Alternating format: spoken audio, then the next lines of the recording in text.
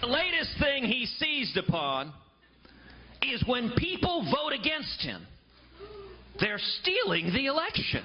It's a really odd notion. What is this democracy of which you speak? Wait, you mean voters get to vote? No. That was Ted Cruz firing back at Donald Trump. Trump has called the whole thing rigged. Cruz says Trump is whining. A bit earlier, I spoke with Senator Rand Paul, who was himself a candidate until just a few months ago. Will Donald Trump get to 1237? I think it's unlikely. I think that you get to a contested convention. I think it'll be wide open on the first ballot, and we'll see what happens. Wow. That wasn't the answer I was expecting. Because we all do the math in our head, and you think right now the math does not add up for him. Right. I think he can't quite get there. Although I think he's going to do very well in New York and the New England states that are left, the mid-Atlantic states that are left. But I don't think he quite gets to the number. So I think you go with a contested convention. And really, I was there at the last contested convention when I was a kid. I was 13 years old. My dad was a Reagan delegate.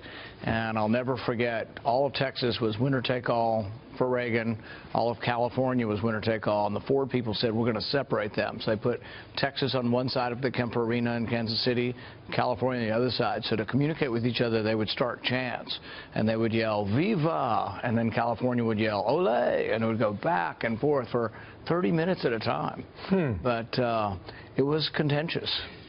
As you reflect on that, because this delegate process seems to play into Trump's favor, because he's going to say the system stinks and it's all Washington's fault. Did people feel that way 40 years ago? Yeah, I think people were very upset with it, and they were also doing everything possible they could. You know, I mean, Pennsylvania was uncommitted back in 1976. This year it'll be uncommitted. So it's funny, you have an exact same scenario.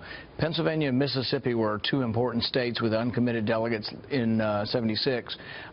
Reagan did something extraordinary. Reagan picked his vice president before he got the nomination. He picked Richard Schweitzer, who was the senator from Pennsylvania, trying to woo the Pennsylvania delegation. It didn't work, but he was trying to woo them by saying, I'll pick your senator to be my vice president. I'm just curious now as you reflect on that. I mean, how much of this could disenfranchise, if that's the word, voters in 2016 and hurt the Republican Party? Well, you know, it's always a question of, we have a complicated process. You know, it's a little bit like the Electoral College. We don't vote directly for president.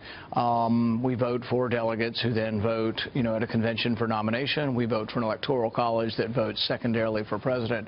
So these are the rules that we've had in place for a long time. But some of them are complicated and arcane rules, and there'll be a big fight in the Rules Committee trying to determine what the rules are. It's tough to watch, too. Interesting to watch. The RNC tells us repeatedly it's Trump, it's Cruz, or it's Kasich. No one else. You agree with that or not? No, I think it's Trump or Cruz. And the reason I say that is they passed a rule in 2012 that said that Ron Paul's votes wouldn't count. So when Ron Paul's votes, my father's votes were announced, Iowa would say 28 votes for Ron Paul. And the head of the podium would say 28 votes for Mitt Romney. They didn't count them at all. Now they're saying, oh, no, that's not really true. You can get votes if you're not nominated. But the rules explicitly were done to exclude my father, said you had to win 8 states to be nominated or your votes didn't count. Now they're trying to say, oh, that nomination and your votes counting are separate things, but that's not what they said in 2012. Yeah, quickly, I want to go to this interview on Sunday with President Obama. He talked about his proudest moment and his biggest regret with Chris Wallace. Biggest accomplishment? Saving the economy from a Great Depression. Worst mistake? Probably failing to plan for the day after what I think was the right thing to do in intervening in Libya. I know you watched that.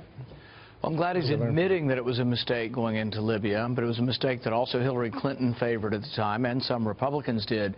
But part of the reason it was a mistake is he didn't obey the Constitution. The Constitution says Congress determines when we initiate or declare war, and he went on his own. And I think if you have more debate, you're less likely to go to war and make mistakes. Libya was a mistake because it made the country more chaotic.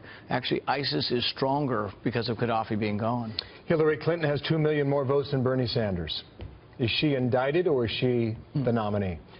You know, I think she's still most likely the nominee, but one of the stories that I think hasn't been discussed enough is she's really only the nominee because of insiders. He's killing her, you know, in the primaries. He's won the last 8 primaries. And so if you take away the superdelegates, they're pretty close to even. I mean, she's a little bit ahead of him, but they would be pretty close to even without superdelegates. So it's funny they talk about how the Republican primary might be fixed. Really, the Democrat primary for president is very much fixed by the insiders. This is going to be something we're going to watch for several months. Thank you, Senator. Good to see you again. First time in a couple months. Glad to be back. Thank you for coming back.